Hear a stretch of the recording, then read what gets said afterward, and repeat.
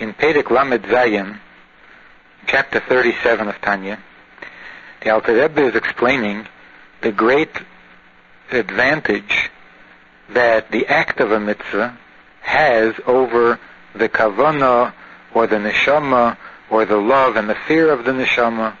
How in the act of the mitzvah we carry out and actually fulfill the ultimate purpose of creation, which is to make a dwelling place, a dira, for the Eibishter in the lowest world, and how through the act of the mitzvah we create this dwelling place by elevating the animal soul, the garment of the animal soul, mainly the garment of action of the animal soul, and through it the entire unholiness of the animal soul, and through the animal soul also the body, and through the body also the physical parts of the world that the body uses for its health and for its existence. And in this way the whole physical world becomes a dwelling place for God. What about the greatness or the virtue of Talmud Torah? So until now, the Rebbe said that in studying Torah, we also elevate the physical world, because the food and the drink and the other things that a person uses to maintain his health are all expressed and channeled into the activity of learning, particularly the saying of the words, the movement of the lips, and that too is considered an act. So through the study of Torah and through davening and krishma, by saying the words and saying it with energy, we channel the energy that we gain from the food that we ate into holiness. But what about the statement that the study of Torah is equal to all other mitzvahs? So the Rebbe will explain that for the neshama, for the benefit of the neshama, the study of Torah is much greater. For the benefit of the kavanah that God has in making a world in the first place, and that which God wants out of the world, here the mitzvah is greater. Now, although it's true that the study of Torah is also a mitzvah, and as far as that's concerned, if you're talking about what God wants, you're talking about the Ratzon Pnimi, God's inner will, inner desire, which is both the study of Torah and the doing of mitzvahs. And in God there can't be any distinctions. In His inner will there can be no distinctions. In His external will you can say that there's greater things and there are smaller things.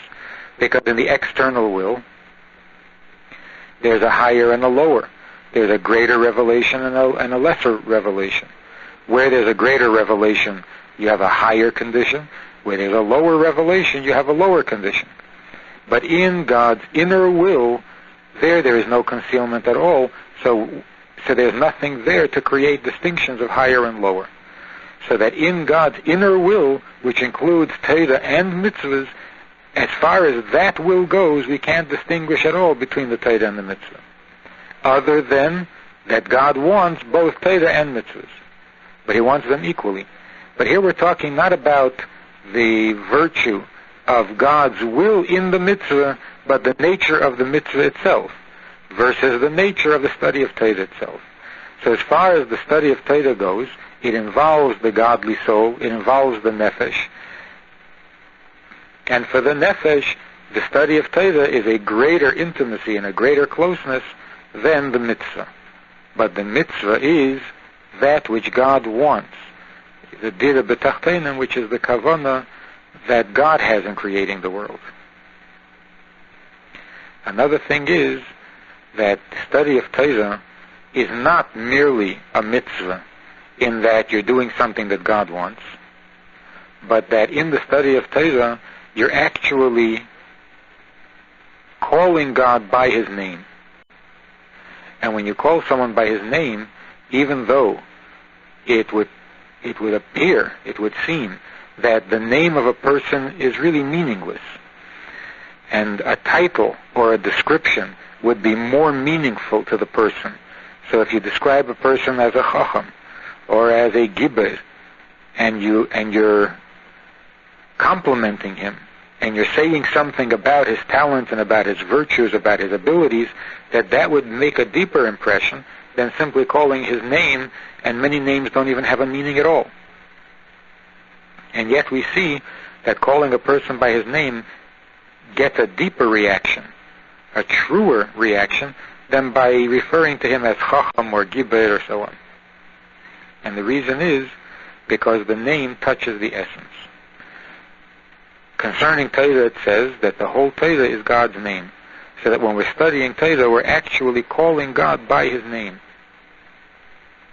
And in spite of all this greatness that there exists in Torah, the act of the mitzvah is still the ultimate kavanah, is still the ultimate purpose. Now let's learn it inside. The Tanya for the 28th day of Adar, and that's in Perek Lamed Zayin, chapter 37, on Daf Mem Tes, page 178. 3 lines from the top.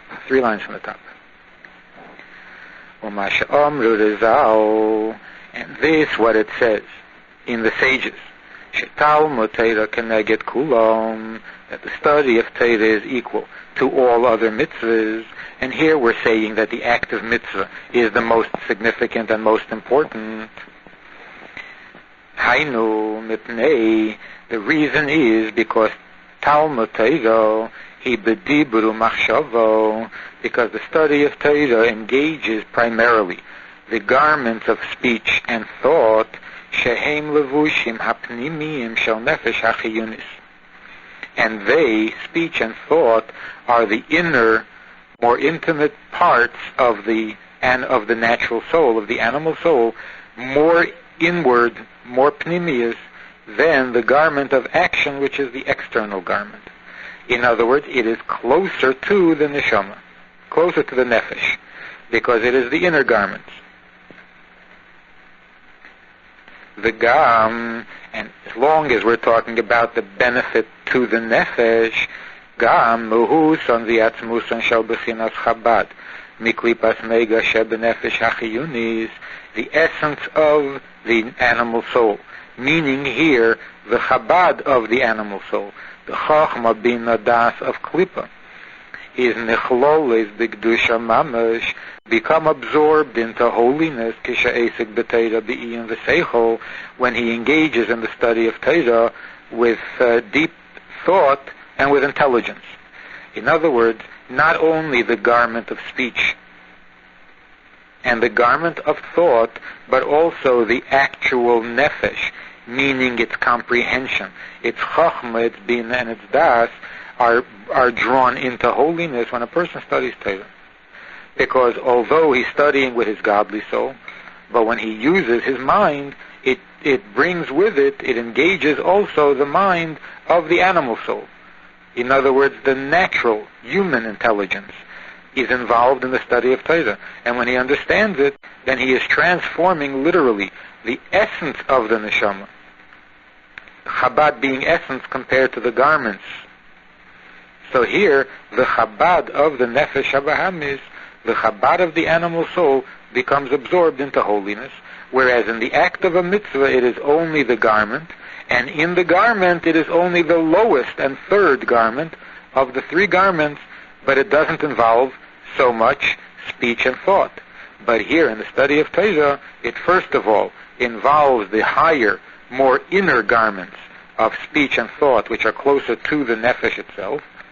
And secondly, the essence of the nefesh itself also gets involved. And although we said earlier that in a Beinani, only the garment of action can be drawn into holiness, but the Beinani does not have control over the essence of the nefesh. And here we're saying that the essence of the nefesh, the Chabad, is also being drawn into Kedusha. That's because the essence of the nefesh consists of 2 parts, of the Chabad and of the Chagas, the emotions, the intellect and the emotions. When we say that a Beinani cannot change the essence of his animal soul, we mean primarily the emotions of the animal soul. But the Seichel of the animal soul can be drawn into holiness to the study of Torah. That's why he says, V'av shemuhu son v'atzmuson shel hamides chagas, and although that essence of the nefesh, which are the emotions, chesed, gvura, teferes, and the others, lo yochlu lehem habeinanim lahofcham l'kedusha, here the Beinani is not capable of changing them into holiness, hainu mishum shahara chozot yeseh b'mides mibechabad. That's because the evil is stronger in the midas, in the emotions, than they are in the seichel. Mipnei yinikoson sham mihagdusha yeseh ki yadu al yedechem. Because the emotions of unholiness draw more energy from holiness than the unholy Chabad draws from the holy Chabad, as is known to those who know Kabbalah. Generally it says that Ahava, which is a holy emotion, is very vulnerable to corruption because it very easily gets carried over from a love in holiness to a love in unholiness.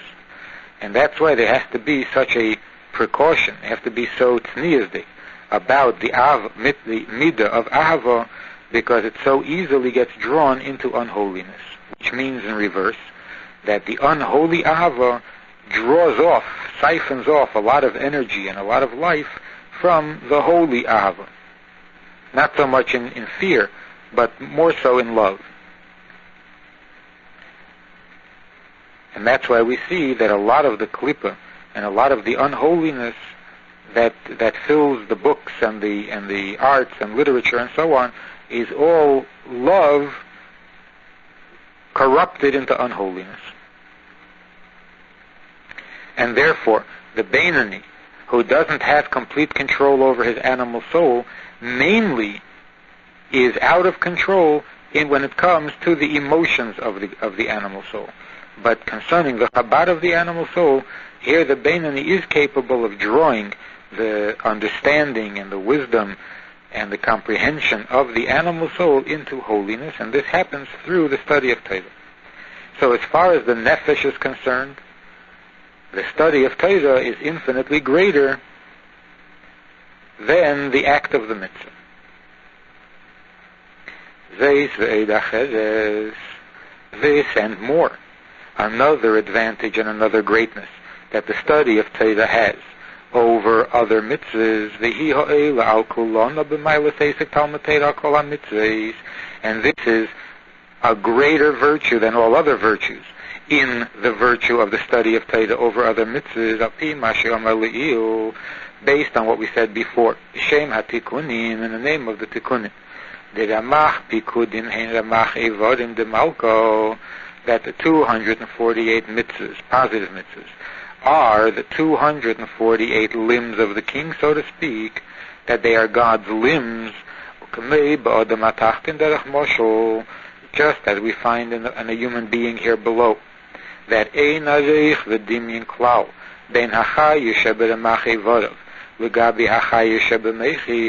that there is no comparison at all between the life that exists in the limbs of the body compared to the life as it exists in the mind, in the brain, which is the mind that is divided into the three categories of Chachma, Bina, and Das, because the mind is the source of life, whereas the life in the limbs are the resultant life, so there's no comparison there at all. The life in the brain is much higher, in exactly the same way. By analogy, with infinite havdolis, because it is much greater than the analogy, concerning the light of godliness, the godliness that is clothed in the active mitzvahs. Compared to the godliness that exists in the seichel, in the divine Chachma, Bin, and Das, Shebechachmas HaTorah, which is all expressed in the Chachma of Torah, Ish kefi sichle v'hasegose, each person according to the capacity that he has for understanding the Torah. So just as there is no comparison between the seichel's life, the life in the brain, and the life in the limbs, so when the tikkunim tell us that the mitzvahs are like limbs of God, and the Torah is like the brain of God, so we understand that the light is much greater and higher in Torah than it is in mitzvahs. But here too, we're talking about an advantage to the nefesh. It is a higher thing. And as soon as we talk about higher and lower, we know already that we're not talking about the essence. Because in the essence of God's will, there is no higher and lower. Now, we're saying that there's a great light and a great divine presence in the Chachma of Torah, which makes it higher and greater than all other mitzvahs. But of what advantage is this, and of what benefit is this, if we don't understand the Chachma of Torah? So since the Chachma of Torah is clothed in Gashmias, do we really understand? Are we really receiving that great light that makes Torah higher than mitzvahs? So the answer is, Torah is compared to water, that come down from a high place to a low place without changing at all. Mitzvahs also come from a high place, and they come down to a lower place.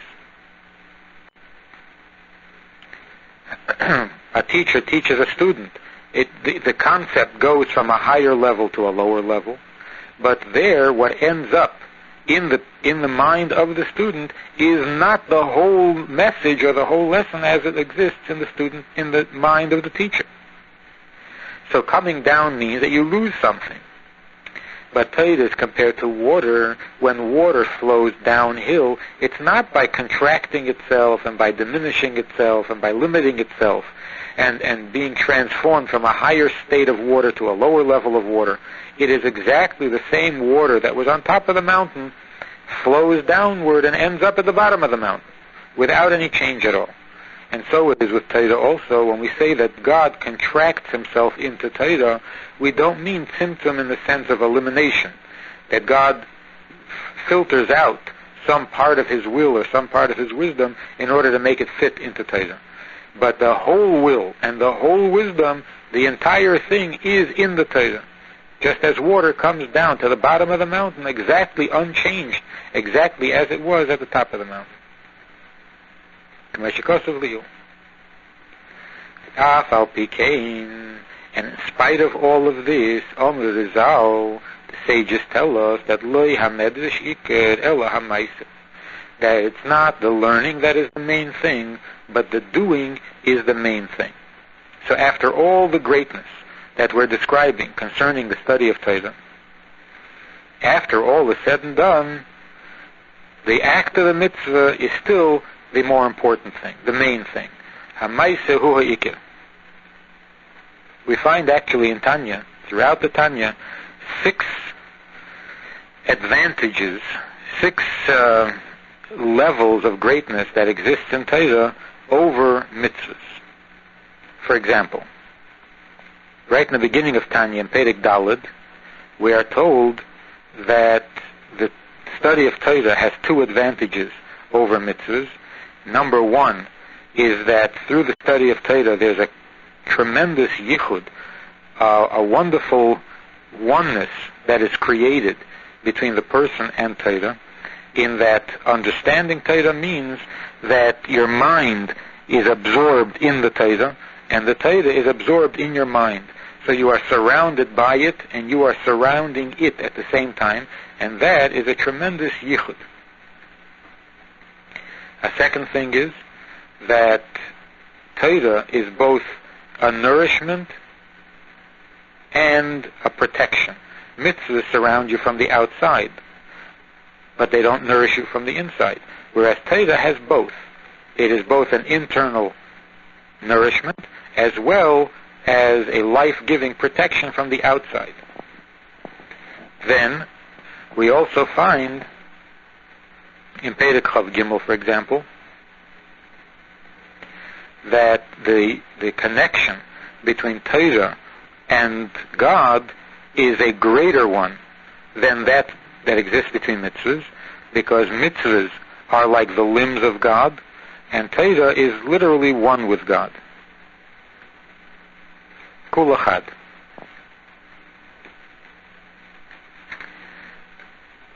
And this is a greater connection, a greater oneness than being surrounded and doing the surrounding, because there the two things are still separate things, but they are totally involved with each other. And here we're saying that they're mamish one thing. There's also an advantage to the surrounding and being surrounded, in that this oneness that exists between Torah and the Eibishter, we don't really feel. It is there, but we don't experience it. Whereas this oneness of being surrounded and surrounding at the same time is something that we do feel.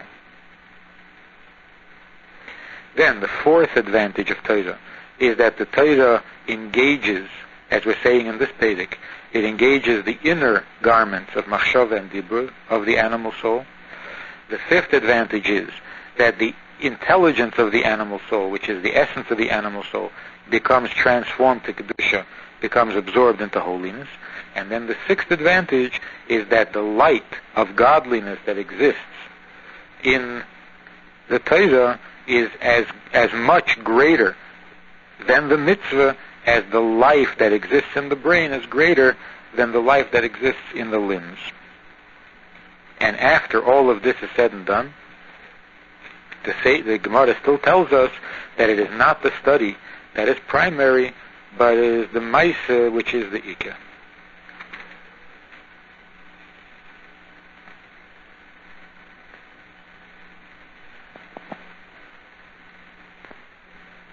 In the Hayom Yom, for the 28th day of Adar Sheni, the Rebbe writes from a Sikha that was said during the Suda of a Bris Milah, that by a Bris Milah we say, Kishem shenichnas labris, just as the child was brought into the Bris, Ken Yekondes l'Teira l'Chuppah l'Maisen Tevin. He should also be brought into Teira, to Chuppah, and to Maisen Tevin. And it is our custom that we give advance money that the child, the boy, should learn. And the Rebbe gave a certain amount of money, Frierdiker Rebbe, and said, this is for the yeshiva.